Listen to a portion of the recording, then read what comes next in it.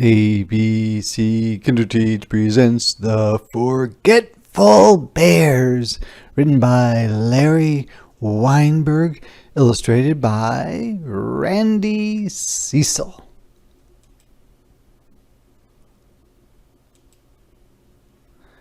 One spring morning, Mrs. Forgetful woke up and went to the window.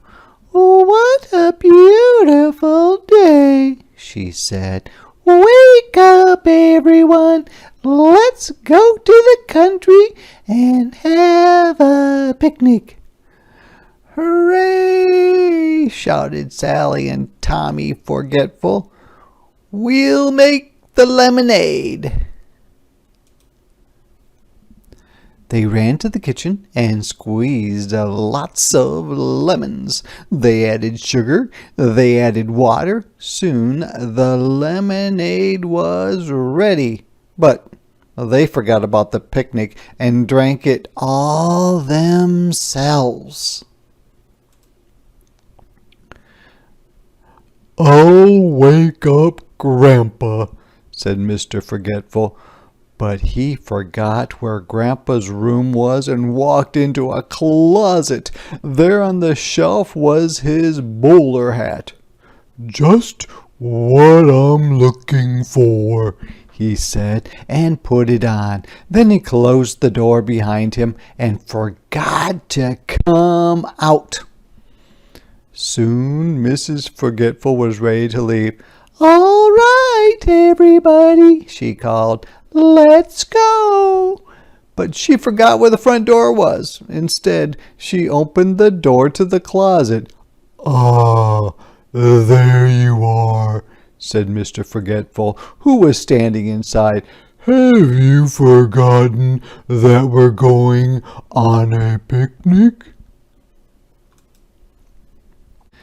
At last, the four Forgetfuls found their way out of the house. They piled into their car and drove off. Suddenly, Mrs. Forgetful cried out, "Turn back! I forgot the food!" Mr. Forgetful headed back for town, but he forgot what street they lived on and couldn't find the house. Finally, Mr. Forgetful suggested they look for their house on foot. They walked up one street and down another. "There's our house!" cried Tommy Forgetful. "No, our house is red," said Sally Forgetful. I thought it was blue," said Mr. Forgetful. "Well, maybe we've moved," said Mrs. Forgetful. "I'm tired. Let's go back to the car." But where was the car? Nobody could remember. Tommy Forgetful had a bright idea. "Let's split up," he said.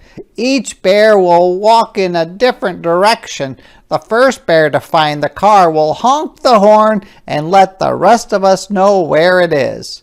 And so the four forgetful bears went their separate ways. Mrs. Forgetful walked down a street where there were many stores. A supermarket sign said, "Big sale today." She forgot about the car and hurried inside to shop. Sally Forgetful walked down another street where there was a park. She forgot about the car and sat down to rest. Tommy Forgetful came to a bus stop. He forgot about the car and hopped on a bus. Mr. Forgetful kept walking and walking. He forgot about the car and walked straight out of town. Meanwhile, Grandpa Forgetful woke up. He rubbed his eyes and got out of bed. "Oh, where is everybody?" he shouted. He went outside to look. Then across the street was the family car. "What luck!" said Grandpa, and he drove off to find the other Forgetfuls. Soon he saw Sally Forgetful asleep on a bench. Poor child, she's tired, he said to himself. He stopped and carried Sally to the car. A little while later, Grandpa saw Mrs. Forgetful leaving the supermarket. Poor woman, she sure is loaded down, he said. He took some of her packages and helped her into the car. Grandpa stopped for a light and saw Tommy Forgetful. Poor boy, why is he riding on the bus? Grandpa honked the horn. Come with us, Tommy. So Tommy hopped off the bus and slid in next to Sally. Where are we going? Tommy asked.